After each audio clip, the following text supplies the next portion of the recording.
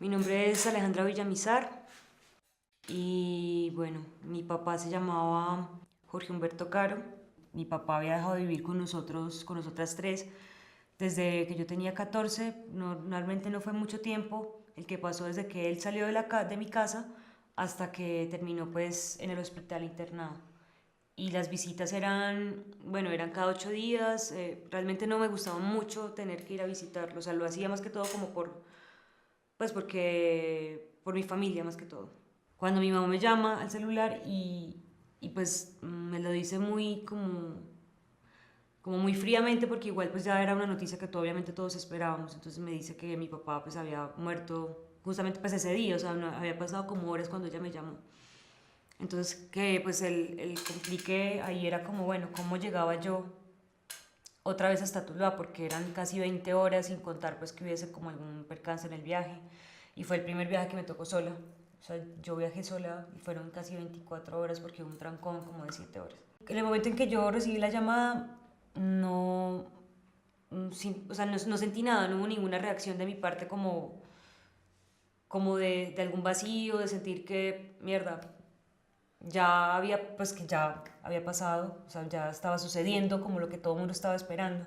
Fue más como que no tuve reacción y creo que eso me afectó, o sea, me afectó el no la situación, no el hecho como tal, sino no haber reaccionado de la forma en la que uno se supone que debe reaccionar frente a una noticia como esa. O sea, con él nunca tuve una afinidad, siempre era con mi mamá porque mi mamá siempre era la que estaba pendiente como de mí, de mis cosas, del estudio.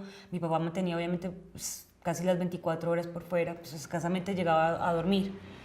Y con él era complicado porque era muy violento, o sea, era demasiado violento, muchísimo. Y la relación que tuvimos durante la época en la que estuvo, pues durante esa temporada en el hospital, creo que fueron los únicos 3 meses en los que realmente hablé con él.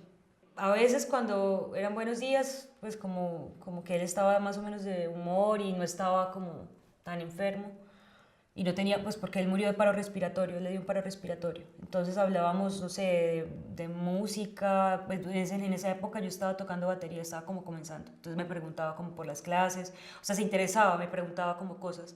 O pues por mis amigos, o se disculpaba. Creo que con las veces en las que él se disculpaba y me pedía perdón y se sentía mal, no me gustaba como hablar de eso, porque yo decía, bueno, ya pues finalmente fue una cuestión que él decidió, o sea, realmente él está en ese estado porque él quiso. En las pinturas, en lo que suelo hacer con los espacios, siempre está presente la relación que tuve con él en la casa en la que vivimos los cuatro. Mi mamá, mi abuela, mi papá y yo.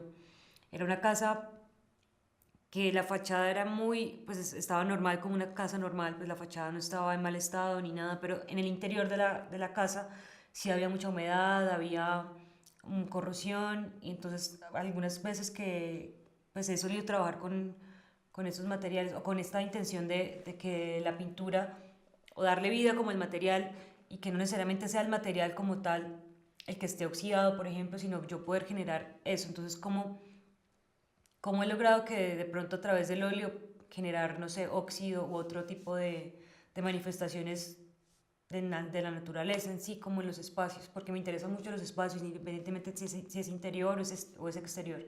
Por lo regular suelo trabajar más con interiores, lo que sucede en un interior, en un espacio más íntimo.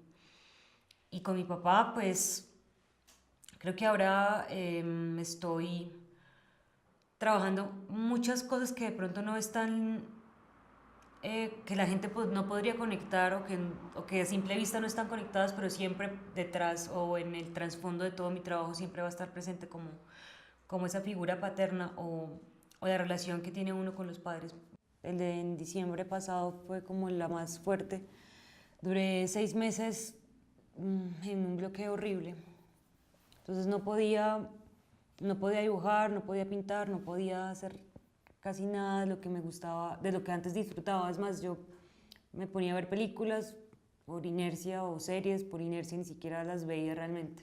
Desde un tiempo de la carrera empecé a darme cuenta que tenía mucho que ver las fotografías familiares en mi obra.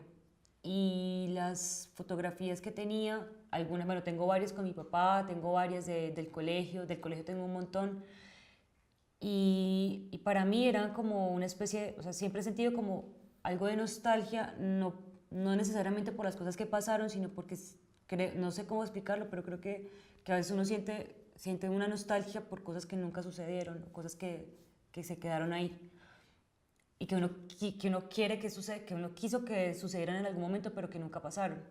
Entonces, de alguna forma, mi trabajo, aparte de que tiene que ver mucho con esa regresión a la infancia y con todo el tema que trae ser niño y las relaciones familiares y en general con los amigos, con los compañeros, con todo, es más como,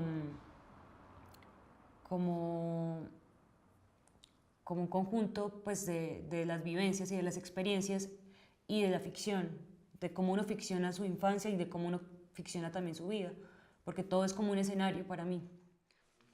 Ahora pues estoy haciendo terapia, creo que me ha servido un montón, como para, lo veo más de una forma, o sea, para mí yo creería que todo el mundo debería hacer terapia, no tanto porque, o sea, ¿cómo explicarlo? Sería como la forma en la que yo veo que uno puede hacer terapia y puede salir como de ese punto en el que a veces uno siente que está y que nadie más, por más de que lo intente o le digan a uno, o sea, o le den consejos, lo que sea, uno no sale si uno no tiene como un motor. Y para mí el motor, pues obviamente es mi trabajo. Entonces lo que he estado haciendo últimamente es, de alguna forma, saliéndome de mí o viéndome como desde otra perspectiva y viendo, pues pensando mucho más como en los proyectos. Creo que la forma de estar como en constante movimiento es tener proyectos. Entonces siempre había tenido muchas ideas y un montón de cosas y escribía todo lo que se me ocurría, pero siempre se quedaba ahí. Y yo pensé que nunca iba a haber un momento en el que yo pudiera ser, eh, pudiera materializar esas ideas. Y creo que estoy en un momento en el que había pensado un montón de cosas antes y que ahora ya las estoy viendo más viables o más posibles. Estoy como a la expectativa, pues estoy muy emocionada. Bueno, siempre he sido una persona muy ansiosa, pero creo que bueno, tengo muchas cosas que hacer y es lo que me ha motivado últimamente. La vida la veo muy diferente ahora. Creo que, creo que sí hay una pulsión siempre, pero a veces uno no la logra ver porque lo más difícil para mí cuando uno está así tan bloqueado es ver las cosas que están ahí alrededor. Y creo que cuando uno las logra ver, porque es lo más difícil, pues ver lo que está al frente, pues uno se da cuenta de un montón de cosas.